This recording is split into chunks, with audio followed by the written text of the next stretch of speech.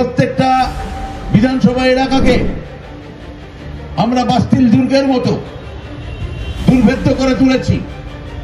Election commission, BJP, CBI, ED, income tax এবং সর্বোপরি সেনা নামিয়ে আমাদের মেয়র রোডের ওই সভা ভেঙে দেওয়া। ভারতবর্ষের সব থেকে বড় ভোটচোর দলের নাম ভারতীয় জনতা পার্টি। প্রতিটি বাড়ি, প্রতিটি গলি, প্রতিটি ঘুজি, প্রতিটি মহল্লায় ঘুরবে। একজন ন্যায্য ভোটারের নাম আমরা বাদ যেতে দিতে দেব না। পাকিস্তানের যে পাঞ্জাব অংশটা, তারা যে হিন্দি বলে, দিল্লির হিন্দির সঙ্গে বা পাঞ্জাবের হিন্দির সঙ্গে ভারতের পাঞ্জাবের হিন্দির সঙ্গে তার বিশেষ কোনো ফারাক নেই। তা আমি যদি বলি আপনারা হিন্দি বললে আপনারা পাকিস্তানে গিয়ে থাকুন, এটা কি কোনো কথা হলো?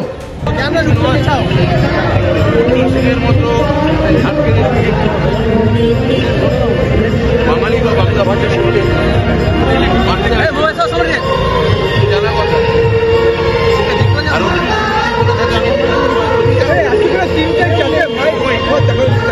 জানি না জীবনে আর কোনোদিন বিধানসভা বা লোকসভায় যেতে পারবে না। জীবন হয় বড় জোর কাউন্সিলর হয়ে কাটাতে হবে। বিধানসভায় যদি থাকতাম, বিধানসভায় ঢোকার স্বপ্ন, লোকসভায় ঢোকার স্বপ্ন গেছে দিন। যদি তাও বা বিধানসভায় এবং যদি বাঙালির ঐক্য আরো করে চলে আসতো, ওখানে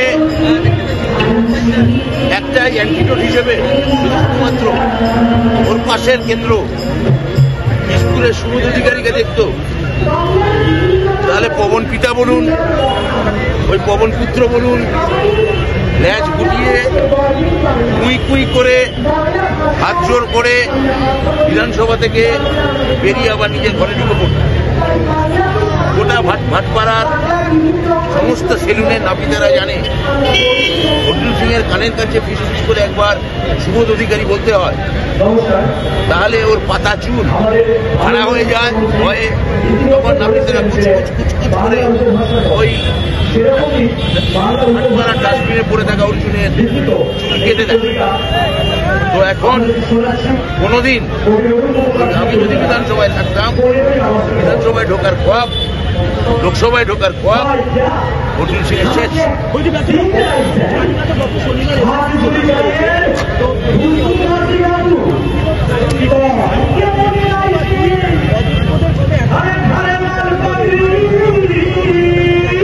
এটাই বলতে এখন গতকাল হাইকোর্টে তার আগে সুপ্রিম কোর্ট যেমন নির্দেশ দিয়েছে, আমাদের পরীক্ষায় জীবনের হার তাকে নিশ্চিত করা এবং খুবই স্বচ্ছভাবে যাতে আমরা যোগ্যদের পাশে থাকতে পারি এবং এই পরীক্ষাকে করতে পারি সেটা দেখা।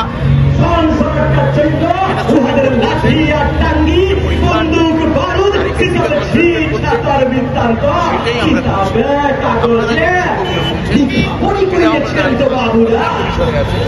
আলোচনা করে আপনাদের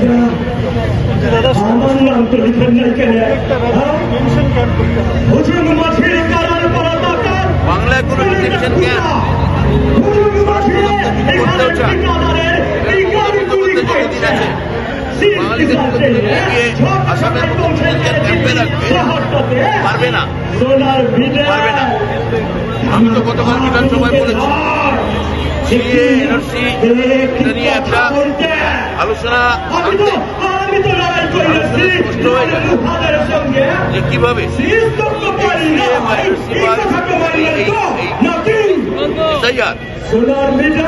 মধ্যে দিয়ে ধোকা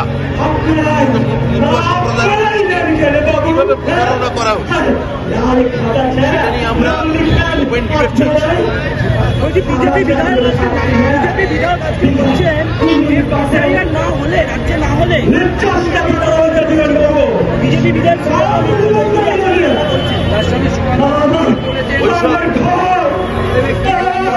কথা লম্বা করার কথা আমাদের মাথায় রাখবেন। সব নির্বাচন নিয়ম অনুযায়ী গেলে যে বছর রাজ্যে ভোট হয় সেই রাজ্য তো করা যায় না। বিহারে ওরা নিয়ম লঙ্ঘন করেছেন। যদি বাংলায় জানুয়ারি মাসে ভোট করতে যান তাহলে সেটাও নিয়ম লঙ্ঘন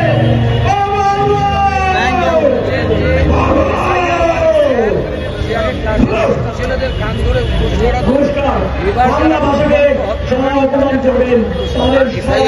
স্যার হয়, স্যার পরীক্ষায় নকল ধরে, স্যার চুরি ধরে, ভোট চুরি হলেও স্যার ধরবে। জয় বাংলা, জয় বাংলা।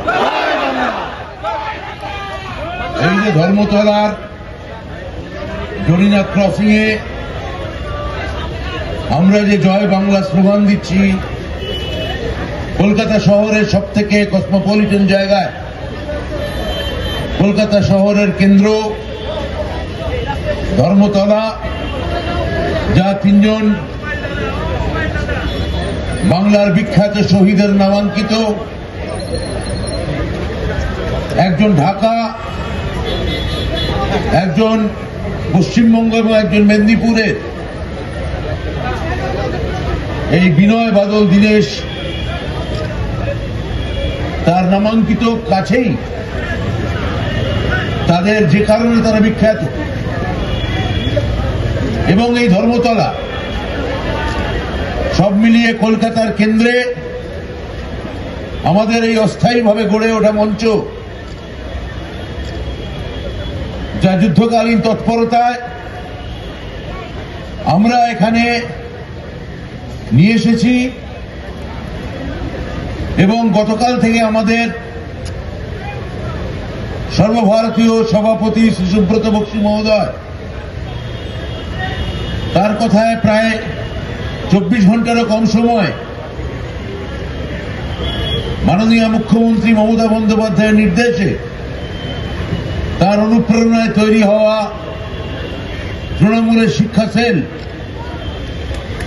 যে তৎপরতায় আজকের এই সভা আয়োজন করেছে, তার জন্য আমি প্রাথমিক শিক্ষা সমিতি, মাধ্যমিক শিক্ষা সমিতি, আমাদের অধ্যাপক সমিতি ওয়েবকুপা, আমাদের পার্ট টাইম এবং স্যাট, এই দুই সমিতি, শিক্ষাবন্ধু সমিতি এবং আমাদের আরো যারা যারা এখানে শিক্ষক, শিক্ষিকা, অধ্যাপক, অধ্যাপিকা যারা এসছেন, শিক্ষাকর্মী বন্ধুরা এসছেন, আমি আপনাদের সবাইকে কুর্নিশ জানাচ্ছি।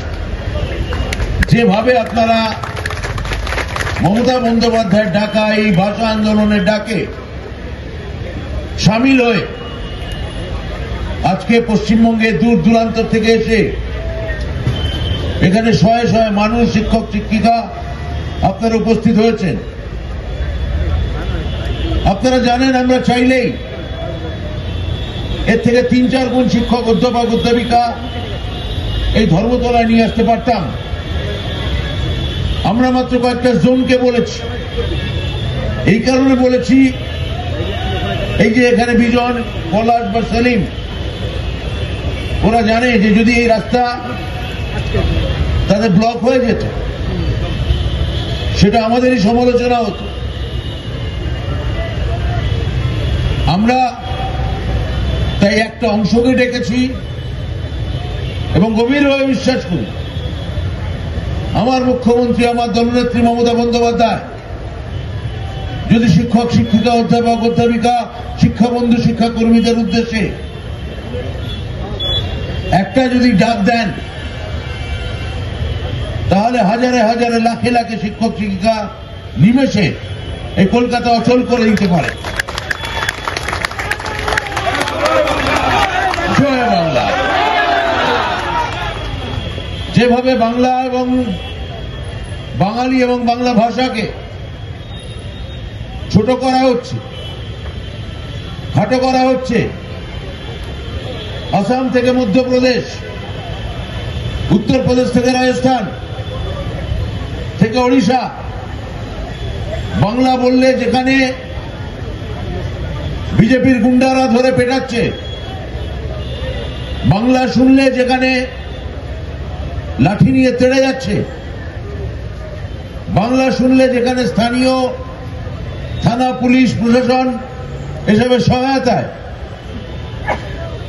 থানায় নিয়ে গিয়ে ঘন্টার পর ঘন্টা আটকে রাখছে বা তাদের নানাভাবে হ্যারাস করছে, এটা স্বাধীন ভারতবর্ষে বাংলা বা বাঙালির সঙ্গে আগে কখনো হয়নি। আমরা আসামে 7-এর মাঝামাঝি এক ধরনের অহমিয়া জাতীয়তাবাদের প্রকাশ হিসেবে বাঙালি খেদাও আন্দোলন দেখেছি। আমরা গুজরাতে মারাঠি এবং গুজরাতিদের 5-এর দশকে জাতি বহিরিতা দেখেছি। আমরা নর্মদা বাঁধ নিয়ে তামিল এবং তেলেগুদের মধ্যে জাতিগত বহিরিতা দেখেছি, কিন্তু তার একটা জাতিগত ভিত্তি ছিল, দুপক্ষের কিছু সঙ্গত কারণ ছিল। কিন্তু যেভাবে বিজেপি পরিকল্পনা মাফিক শুধুমাত্র বাংলা এবং বাঙালিকে টার্গেট করে বাংলাকে দখল করতে না পেরে, বিশেষত গত 2021-এ পশ্চিমবঙ্গের বিধানসভা নির্বাচনে আগলাবার 200 পার স্লোগান দিয়ে এসে সম্পূর্ণভাবে পর্যুদস্ত হওয়া, মমতা বন্দ্যোপাধ্যায়ের উন্নয়ন, মমতা বন্দ্যোপাধ্যায়ের কাজ, তার কাছে হেরে যাওয়া এবং 2024-এ এই বাংলায় লোকসভায় তাদের সিট 18 থেকে কমে 12 হয়ে যাওয়া, এটা তাদের যাকে বলে মর্মে লেগেছে, হাতে লেগেছে, তলপেটে গিয়ে ধাক্কা মেরেছে। একে বলে তলপেটের ঝাঁকি দর্শন। তৃণমূল একটা ঝাঁকি দিয়েছে। ये तो सिर्फ झांकी है, 26 अभी बाकी है।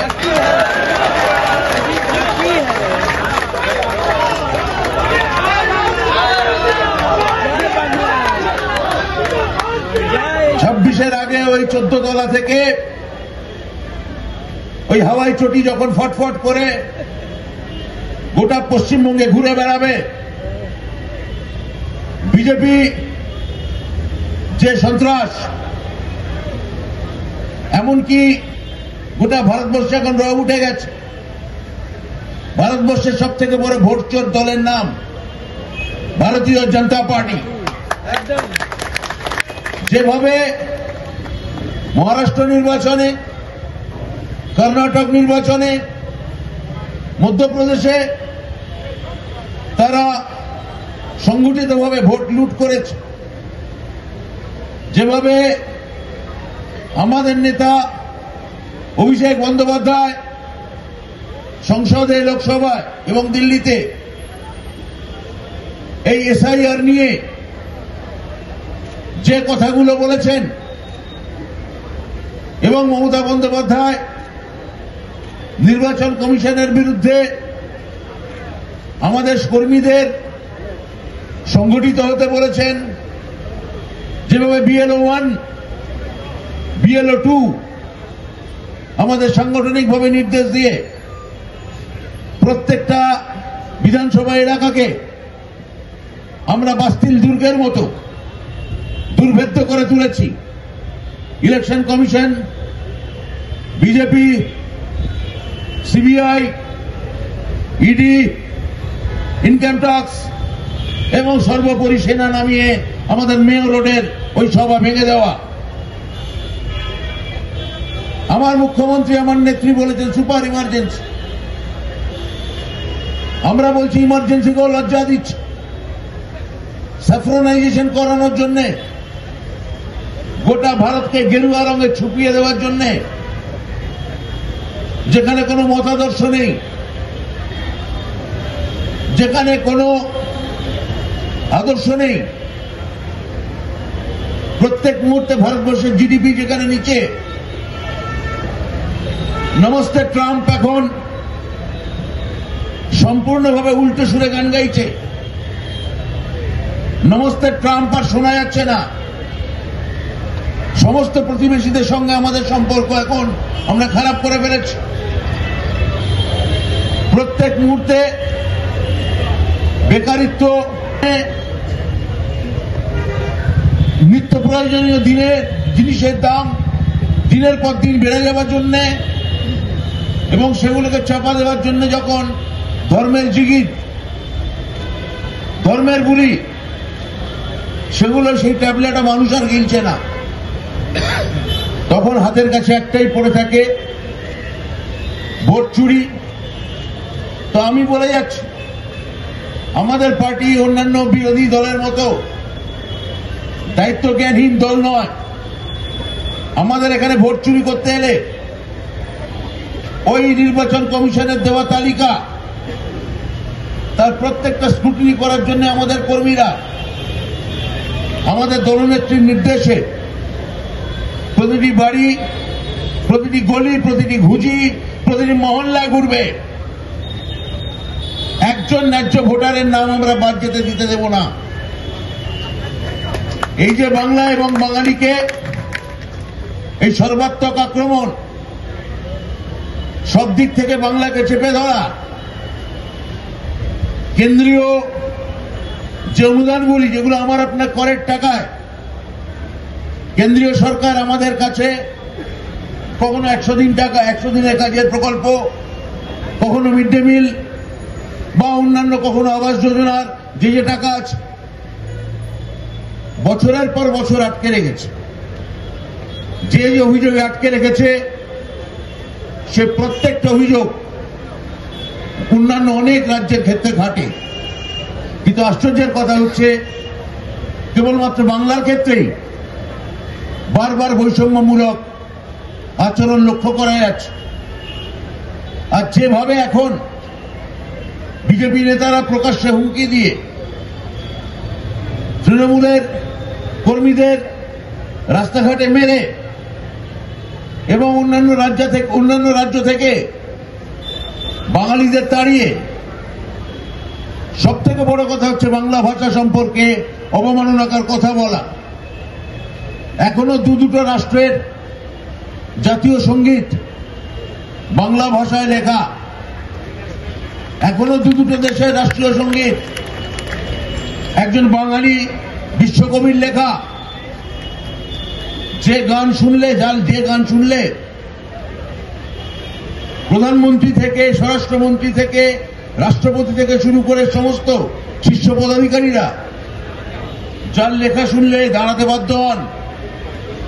মনে রাখবেন তিনি একজন বাঙালি এবং তিনি যে ভাষায় লিখেছেন সেই ভাষার নাম বাংলা ভাষা।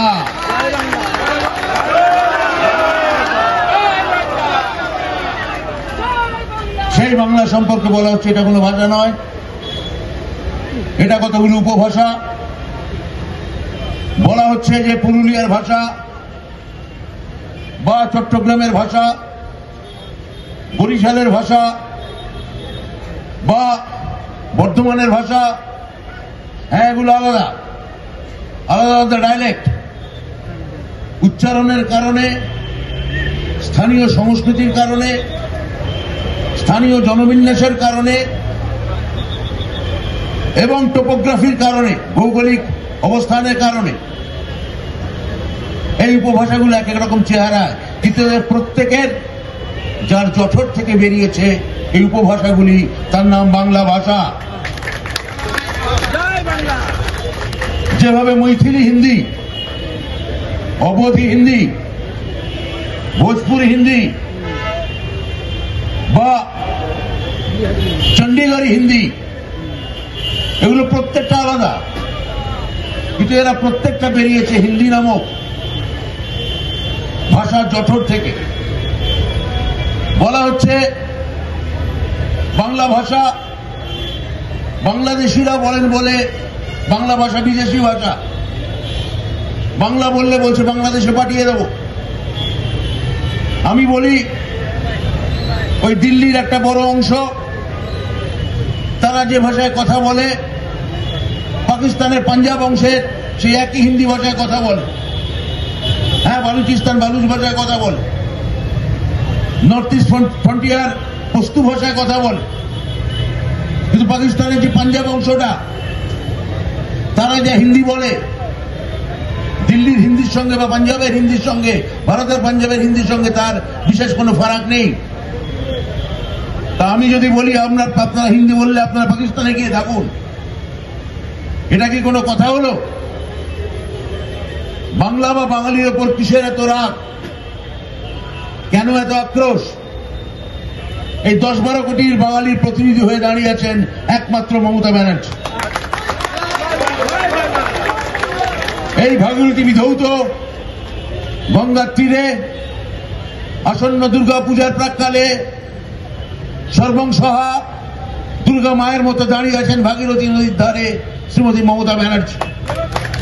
অসুররা আসবে, আপনার ভাষাকে অপমান করার চেষ্টা করবে, আপনাদের মহিলাদের নানাভাবে খাটো করার চেষ্টা করবে, অবমাননা করার চেষ্টা করবে। এই রাজ্যে কেন মহিলা শক্তি স্বয়ংভরতা হয়েছে? কেন মহিলাদের এখানে চিন্তার ক্ষেত্রে, অর্থনীতির ক্ষেত্রে একটা সুদূর প্রসারী নিঃশব্দ বিপ্লব ঘটে গেছে? তা নিয়ে জাট পিতৃতন্ত্রের একটা রাগ হবে, পুরুষতন্ত্রের একটা রাগ হবে। সেই রাগকে আমরা নারী পুরুষ সম্মিলিতভাবে আমরা কমিয়ে দেব, দমিয়ে দেব, তুলে গঙ্গার জলে ফেলে দেব। এবং এখানে মমতা ব্যানার্জি ছিলেন, মমতা ব্যানার্জি আছেন, এবং বিজেপি জেনে রাখো মমতা ব্যানার্জি থাকবেন। কেননা আমি যে বললাম, জয় বাংলা, মমতা ব্যানার্জি আছেন, আর ই তো সির্ফ ঝাঁকি হ্যায়, 26 अभी বাকি হ্যায়। জয় বাংলা। আরো ভালো ভালো খবর দেখতে সাবস্ক্রাইব করুন বাংলা হান্টের ইউটিউব চ্যানেল। বাংলা হান্টের আরো খবর দেখতে নজর রাখুন। বাংলা খবর মানেই বাংলা হান্ট।